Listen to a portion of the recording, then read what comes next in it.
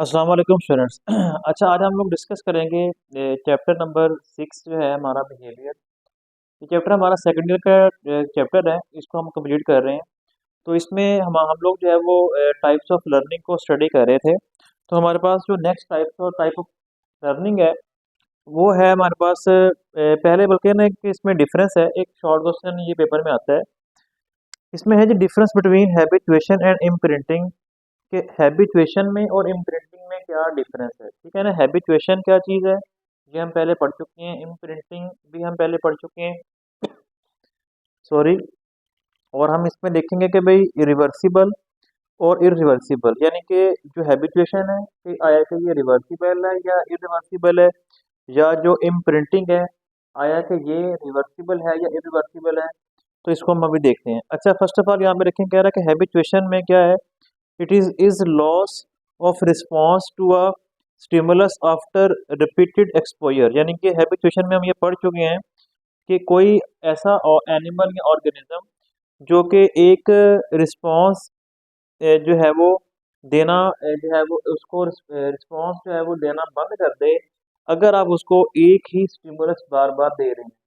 यानी कि अगर आप किसी भी एनिमल को बार बार कोई भी स्टिमुलस देंगे, यानी कि आप उसको जो है वो सिग्नल देंगे, तो एक टाइम आएगा कि वो आपके पास वो उस चीज़ का हैबिट उसको हो जाएगी, उस चीज़ की उसको आदत पड़ जाएगी और वो आपको उसका रिस्पॉन्स जो है वो उतना नहीं देगा। और ये जो है ना रिवर्सिबल है, यानी कि ये जो है ना वो अगर आपने एक दिन सपोज के कोई ऐसा एनिमल था, उसको आपने जो है वो कोई सिग्नल दिया या स्टिमुलस दिया, तो नेक्स्ट डे जो है वो आपको जो है वो दोबारा वही वाला जो है रिस्पॉन्स देगा। यानी कि अगर आपने एक दिन उसको बार बार वो स्टिमुलस दिया तो कुछ बार बार स्टिमुलस देने की वजह से वो आपको इग्नोर करेगा, ठीक है, एक दिन में। लेकिन अगले दिन जब नेक्स्ट डे आप दोबारा उसको वही स्टिमुलस दोबारा देंगे तो वो फर्स्ट टाइम जो आप स्टिमुलस देंगे उसमें वो रिस्पॉन्स ठीक करेगा, लेकिन नेक्स्ट टाइम जो है अगर आप सेकंड थर्ड और फोर्थ टाइम अगर उसको कोई स्टिमुलस देंगे फिर वो रिस्पॉन्स जो है वो कम करना स्टार्ट कर देगा। यानी कि ये एक रिवर्सिबल स्टिमुलस है। इसमें एग्जांपल दिए कि एक स्पाइडर है ना, आप उस स्पाइडर का जो है ना जो उसका वेब होता है, अगर आप उसको थोड़ा सा मूव करेंगे ना तो स्पाइडर भाग के उस मूवमेंट वाली जगह की तरफ जाएगी कि शायद भी वहाँ पे जो है ना कोई प्रे वगैरह जो है वो आया है, ठीक है ना, तो वो उसको पकड़ने के लिए जाएगी।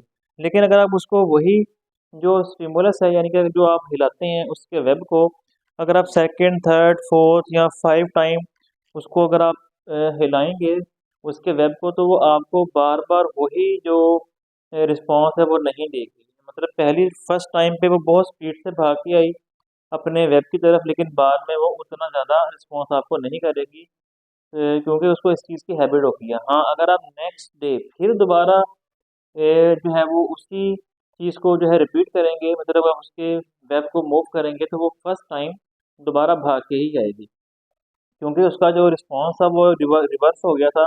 और ये रिवर्सिबल रिस्पॉन्स है। कुछ बुक्स के अंदर जो है वो उसने स्नेल की एग्जांपल दी है कि स्नेल को आप टेबल पे रख दें और यहाँ कोई तो उसको जो है ना क्रॉलिंग करना शुरू करेगा। जैसे ही आप ऐसे टेबल पे एक बार अपने हाथ को हल्का सा मारेंगे तो वो जो है ना वो जो है ना रुक जाएगा और उसके अंदर अपने शेल के अंदर छुप जाएगा, ठीक है। और कुछ देर के बाद वो दोबारा जो है वो मूव करना शुरू करेगा टेबल पे। जैसे ही आप दोबारा टेबल पे मारेंगे हैंड को तो वो दोबारा जो है क्या होगा, छुप जाएगा। लेकिन अगर आप बार बार ये करेंगे तो वो एक टाइम आएगा कि वो नहीं छुपेगा, वो इस चीज़ का हैबिचुएशन हो जाएगी उसको और वो दोबारा नहीं जो है वो रुकेगा, वो चलता रहेगा। लेकिन नेक्स्ट डे अगर आप करेंगे तो वो दोबारा आपको वही सेम रिस्पॉन्स देगा, मतलब कि ये रिवर्सिबल है, मतलब वो दोबारा वही चीज़ रिपीट करेगा, ठीक है। ओके, फिर इसको इसके बाद है जी इम्प्रिंटिंग। इम्प्रिंटिंग का हम पढ़ चुके हैं कि जो भी एनिमल फर्स्ट टाइम जिसको देखेगा, जिस तरह डक्स में जो है जीज में बर्ड्स वगैरह में होता है, जिसको वो फर्स्ट टाइम जो है वो देखेगा तो वो ही उसके माइंड में जो है वो नक्श हो जाएगा, उसके माइंड में इम्प्रिंट हो जाएगा। और ये जो है ना ये इरिवर्सिबल है, यानी कि ये उसके माइंड में सारी ज़िंदगी के लिए रहेगा, वो उसको भूलेगा नहीं उस चीज़ को। यानी कि ये जो इम्प्रिंटिंग होती है ये इरिवर्सिबल जो है वो एक लर्निंग है। फिर इसके बाद नेक्स्ट स्टेप हमारा हेडिंग है जी classical conditioning.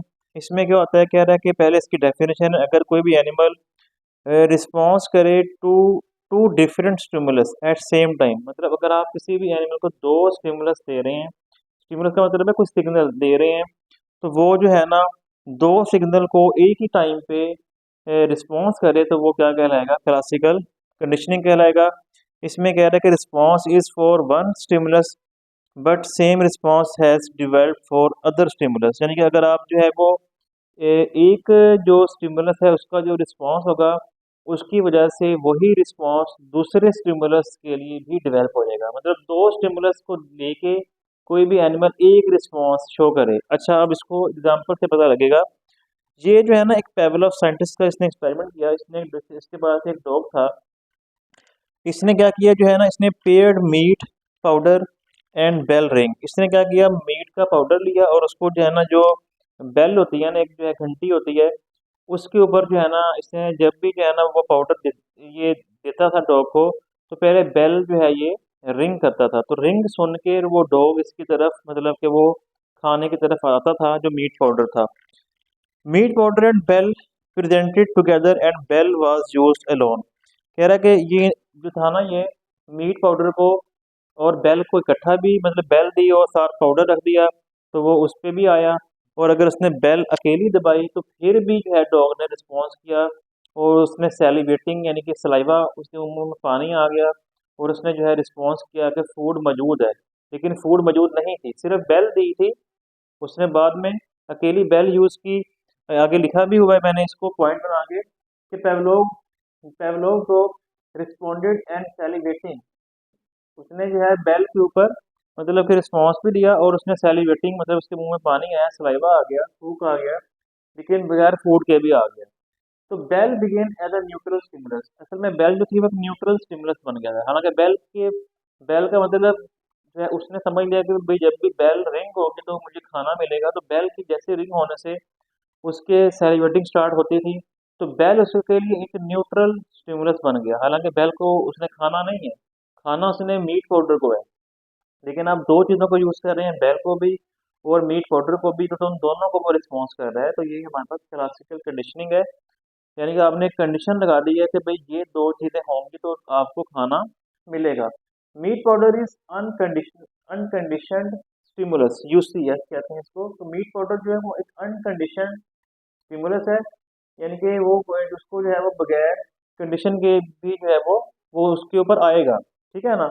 Dog and dog salivation is unconditioned response, और जो डॉग सैलिवेशन करता है, मतलब सलाइवा उसके मुंह में आता है, वो भी एक अनकंडीशन जो है वो उसका रिस्पॉन्स है, जो कि उसने करना ही है। अगर उसको मीट आप अकेला भी देंगे, मीट पाउडर, तो फिर भी वो उस पर वो मतलब रिस्पॉन्स करेगा, ठीक है ना।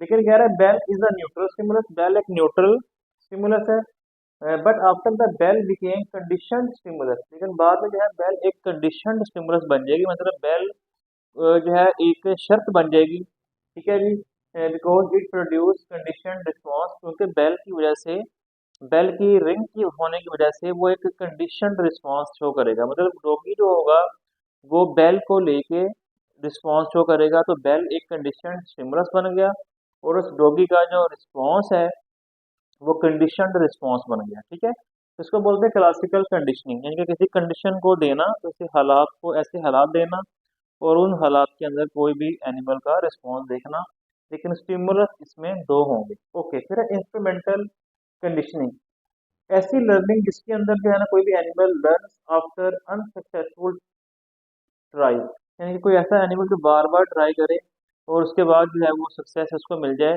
पहले वो इसमें नाकाम भी हो लेकिन बार बार बार ट्राई करने के बाद वो जो है इसमें कामयाब हो जाए, इसको बोलते हैं क्या, इसको बोलते हैं इंस्ट्रूमेंटल कंडीशनिंग, इसको ट्रायल एंड एरर मेथड भी कहते हैं, और इसको ओपिनियन लर्निंग भी कहते हैं, या इसको ओपिनियन कंडीशनिंग भी कहते हैं। इसमें एक अमेरिकन साइकोलॉजिस्ट था, बी एफ स्किनर, उसने स्टडी किया conditioning by placing rat in box called Skinner box, उसने एक बॉक्स बनाया, उस बॉक्स के अंदर उसने जो है वो रैट्स को रखा, ठीक है, एक रैट को रखा, तो रैट उस बॉक्स के अंदर जो था ना कुछ लीवर्स, कुछ ना उसमें लीवर थे, ठीक है जी, और उसके अंदर कुछ एक्सपेरिमेंटल डिवाइसेस थी। जब वो रैट उस बॉक्स में घूमता था या दौड़ता था, भागता था, इधर उधर रनिंग करता था, तो फर्स्ट टाइम जब बाय चांस उस रैट का जो है वो समझ लें वो रैट उसके ऊपर लीवर के ऊपर जब आ गया या उससे लीवर प्रेस हो गया रैट से उसके पाँव से, तो वो जो था ना, जब लीवर प्रेस हुआ तो खाना निकल आया, वो पैलेट ऑफ फूड, यानी कि फूड का जो पैलेट था, खाने का टुकड़ा एक ज़ाहिर हो गया तो उसने वो खा लिया। उसके बाद वो दोबारा अपना जो है इधर उधर भागना शुरू हो गया उसके अंदर बॉक्स के अंदर, लेकिन उसको कुछ टाइम के बाद ये पता लग गया कि जब जब मेरा जो मैं लीवर को प्रेस करता हूँ या मेरा पाँव लीवर के ऊपर आता है तो मुझे खाना मिलता है, फूड मिलता है। तो इस फिर वो ये बात समझ गया या वो ये बात सीख गया कि जब जब मैं ये लीवर प्रेस करूंगा मुझे फूड मिलेगा, तो उसने ये बात जो है वो ये कुछ टाइम के बाद सीख ली। और ये उसने उसने पहले उससे गलती भी हुई और बाद में लेकिन वो सीख गया। तो इसको हम क्या बोलते हैं, इसको हम जो है वो बोलते हैं ट्रायल एंड एरर लर्निंग। फिर है लेटेंट लर्निंग। एनिमल इसमें लर्न करेगा किसी भी रिस्पॉन्स को for particular stimulus in routine life without reward और पनिशमेंट, यानी कि बगैर किसी सजा के या बगैर किसी रिवार्ड यानी कि इनाम के एनिमल अपनी रूटीन लाइफ में कोई चीज़ जो है वो सीख जाएगा। इसमें क्या बताया इसमें ना, उसने एक जो है ना animal response in a situation bye recalling its previous experience. इसमें जो एनिमल होगा ना वो अपना प्रीवियस एक्सपीरियंस भी इस्तेमाल करेगा, ठीक है ना, कोई चीज़ सीखते हुए जब वो सीखेगा। इसमें क्या है, इसमें एक साइंटिस्ट लैशले था, उसने एक मेज बोलते हैं भूल भुलैया को, जैसे एक मेज होता है, मेज मीन के भूल भुलैया, उसमें बहुत सारे रास्ते होते हैं और फिर वहां से घूम के आपने बाहर निकलना होता है। तो उसने ना रैट को उस मेज के अंदर रख दिया और जहाँ पे वो मेज एग्जिट होता था, खत्म जहाँ से उसका रास्ता बाहर निकलता था वहां पे उसने एक फूड का पार्टिकल भी रख दिया, कुछ फूड रख दी। तो फर्स्ट टाइम जो रैट था वो उसमें घूमता रहा तो आखिरकार उसको रास्ता मिल गया बाहर निकलने का। लेकिन जब वो बाहर निकलने लगा वहां पे फूड पड़ी हुई थी, लेकिन क्योंकि वो रैट जो है हंगरी नहीं था तो वो वहां से चल बाहर निकल गया। अच्छा, नेक्स्ट टाइम उसने उसी रैट को हंगरी रखा और जब वो हंगरी रैट को उसने उसी मेज में दोबारा रखा तो वो रैट जो है वो पहले की निस्बत ज़्यादा ज़्यादा जल्दी पहुंच गया उसी एग्जिट के रास्ते पे जहाँ से वो बाहर निकलना था उसने, क्योंकि वो हंगरी था और उसने अपना प्रीवियस उसको कुछ जो था वो एक्सपीरियंस भी था या उसको उसके था कि भाई मैं कहाँ कहाँ से गुजरा था, वो जल्दी वहाँ पे पहुँच गया। उसने अपना प्रीवियस जो था एक्सपीरियंस उसको रिकॉल किया, उसको यूज़ किया और वहाँ से वो जल्दी से बाहर निकल गया। यानी कि ये उसकी लेटेंट जो है वो लर्निंग इसको हम कहते हैं। लास्ट में क्या, इनसाइट लर्निंग, ये बोर्ड में जगह नहीं तो मैंने साथ ही कवर कर दिया। इनसाइट लर्निंग सिंपल है, इसमें साइंटिस्ट है वोल्फ गैंग पोलर, उसने क्या किया, उसने कुछ चिंपैंजी को रूम के अंदर बंद कर दिया और वहां पे उसने बॉक्सेस रख दिए और है बनाना को हैंग कर दिया ऊपर रूफ के ऊपर, ठीक है, और वहां पे स्टिक्स वगैरह रख दी। तो जब वो थे ना चिंपैंजी, वो प्राइमेट्स होते हैं, आपको पता है कि उन्होंने वो आहिस्ता आहिस्ता ये बात समझ ली कि हमने किस तरीके से वो बॉक्स के ऊपर बॉक्स रख के और किस तरह स्टिक से जो है ना बनाना को उतारना था। तो उन्होंने इवेंचुअली जो था ना वो इस चीज़ को समझ गए, अपने इर्द गिर्द उन्होंने चीज़ों को देखा समझा। इनसाइट लर्निंग में उन्होंने साइट किया उसको, फिर उसके बाद उन्होंने बॉक्स के ऊपर बॉक्स रखा और स्टिक से वो बनाना उतार के वो उन्होंने खा लिए।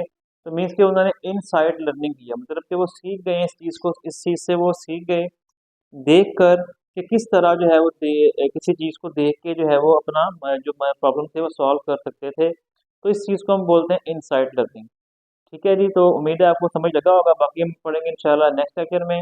इसके बाद इंशाल्लाह हमारा लास्ट टॉपिक होगा इस चैप्टर का, फिर हम लोग चैप्टर नंबर 8 तक तो बढ़ चुके थे, हम चैप्टर नंबर 9 को फौरी तौर पे स्टार्ट करेंगे क्योंकि आप लोगों की जो है वो बहुत सारी टेस्ट सीरीज वगैरह स्टार्ट हो चुकी होंगी। तो इंशाल्लाह हम इसके बाद चैप्टर नंबर 9 को स्टार्ट करेंगे। आज के लिए इतना ही, अल्लाह हाफिज़।